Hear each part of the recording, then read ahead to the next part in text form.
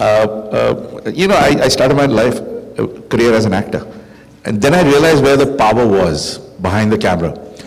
So, running Whistling Woods. well, no, directing. But Shanti is talking about, most of the managers being, so managers have a sense of empowerment. As an actor, tell me about your experiences out there in the real world.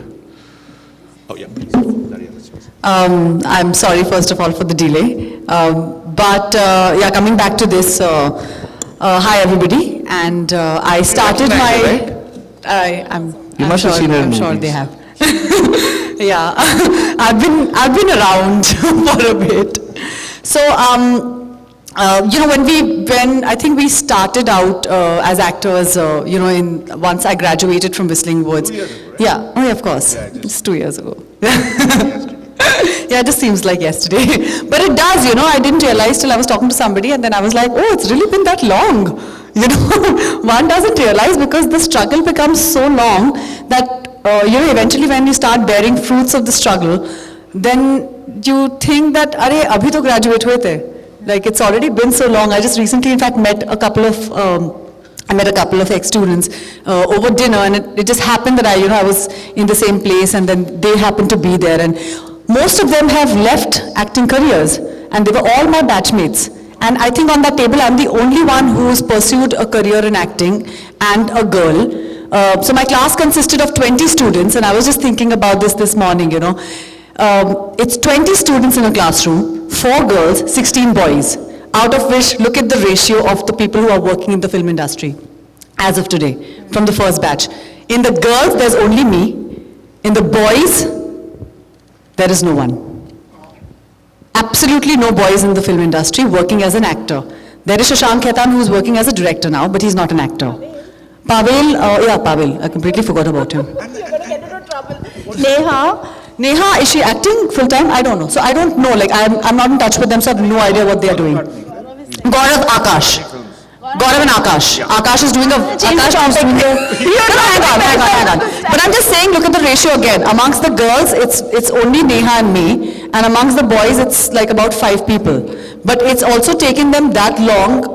Also, I don't know whether Gaurav is not really doing mainstream, so I had no idea about what Gaurav is doing. Marathi mainstream. Yeah, so I didn't, the thing is that I'm not aware of that space and that world.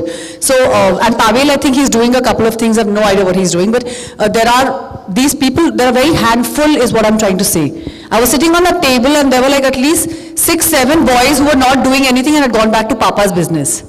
So it really takes a lot of perseverance to keep pushing, accepting rejection on a daily basis, in terms of your physical appearance, in terms of who you are, what have you done, are you still going to audition despite the fact that you've spent 15 years in the film industry and you know what you're doing and you know that you've done so much work. Even today I get calls where they say, you have to test for that part.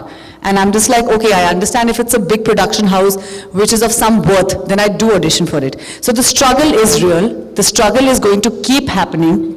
And there's absolutely no way out. And it's never that you've made it. If an Amitabh Bachchan still believes that he's still, going to go out there, wake up every morning, and going to go and do that job on a Sunday, where I often see him at famous studios, at Mehboob Studios, and I once bumped into him and I said, why do you work on a Sunday? So he just said, this is what I do because this is what keeps me alive, So I always feel that, for actors, it's never going to be easy. It's never, you always have to keep moving. As a woman, do you feel like male colleagues, do you think they get a little, they get a free ride more than you? No, not at all. Do they get paid more? Yes. Well, that's what I'm talking Yes, about. they do. Do they have to jump through more hoops than you? I don't think so. So the thing is that at least we've been really lucky actually in the last 3 years. The web has really given jobs to us. If I was still depending on films and if I was entirely depending on theatre or television, I probably would have not been able to do the kind of work that I'm doing as of today. I think the web has really come and changed the face of the kind of work that we're doing today. People look at us and go like, okay, this is an actor of worth. Or this, sorry, just 1 minute. I didn't switch my phone off. It has to be on my phone. Checking whether I've reached or not. So coming back to the pay gap. The pay gap is for real, guys and girls. Women have to fight the pay gap. And I didn't realize this till I was recently part of a web show. And mine and my co-actor's role is the same. We were paired opposite each other. And it just happened to be that, there was a conversation going on. And suddenly somebody spoke about, what the contracts are like. And my contract and his contract was exactly the same except for the pay. And I was just getting a few lakhs lesser than him. It wasn't too much. But I was like, why am I getting paid lesser than this guy, And it was really weird because I was like, aren't we doing the same thing? And I didn't realize it till I started speaking to a lot of female counterparts. And then they started realizing, I think it's been a realization over a period of conversations and a period of time, that you go like, okay, we're all doing the same job, we're all doing the same show, but we all are getting paid in unequally. And you spend more on makeup. Okay, sorry. You spend more time. Yeah, and I am called 1 hour extra for hair and makeup. So if so you know what, if my contract if their contract says 12 hours, those guys turn up at 9 p.m. for a 9 p.m. shift. But I turn up at 9 a.m., but I turn up at 8 a.m. for a 9 a.m. shift, because I go like, then the channel will just be like, oh, but you need 1 hour extra for hair and makeup. But I'm like, but I have hair and makeup to do. Unless you want me to just come out of bed like the way I look, I'm happy to do that, But this is not what... So I'm just saying that the change here is very positive, because I know in the 80s and 90s, it was accepted. Even somebody like Sri Devi would accept that she would get paid less than Jitendra. That was just accepted and it was okay. Today, the fact that women are realizing and women are making, people like her who make films like Nirja and Tumhari Sulu and make over 100 CR, I know, but you're not bringing it up enough. 100 crore movies like Razi, okay, but close, yaar. And make such an impact with a woman at the helm of the film is just so amazing. So I feel like women like her can make that difference, because when you hire those women actresses, you make sure that you pay them the same as the men. Having said that, Meghna. Not just write women-centric films. Having said that, Meghna, heroes are known as 100 crore heroes. Aahana has worked in 3 films, which made 100 crores. She's not a 100 crore heroine. She will be replaced. Gajini, Amir Khan will not be. But having said that, there is a difference. Yeah, and her role wasn't really, like what she's saying, it wasn't equal. So what? You are in a movie, you're the main lead actress. I'll have to cut, I'll have to barge in here. A film like Mani Karnika is what I'm saying. Okay, a film like Padmavati, which the film had an equal amount of role for the woman as well as the man. I think when that equality, and the women have to be mindful. As actresses, today I'm mindful. Like when I select a role, even on the web space, at least there I have the upper hand right now, because that's where at least I'm doing enough work.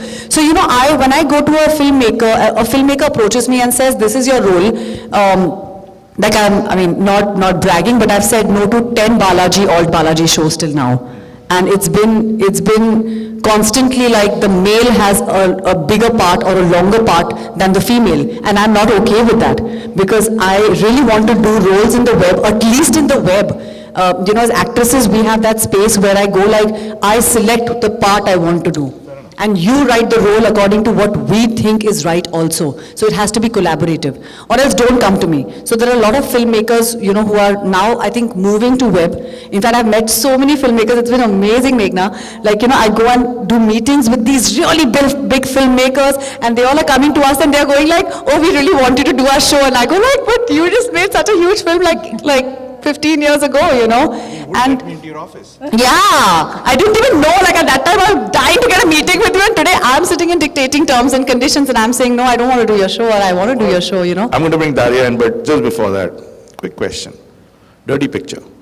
Did Vidya Balan make more than Nasiruddin Shah? I wasn't negotiating at Balaji that time. I don't have access to his agreement. All right, my point is made. Daria, so we talked about producers, we talked about educators and amazing women, super women, everybody's a super woman here. You direct, and directing has been a male bastion. Worse still, a director deals primarily with men. The cinematographer is mostly man, sound recordist, production designer. Tell me about that experience, having to tell men, womansplain to them what you want. I think for me it's always a very tricky question, actually, the gender, because I'm always trying to run away from just gender specification. Because I don't believe in gender specification, I don't believe in national specification. When I'm coming, let's say, to Busan, or I'm coming to Berlinale, and I represent India, I feel comfortable with it. You don't look Indian, but... Yeah, this most of the time questions, and they're like, but you don't look Indian.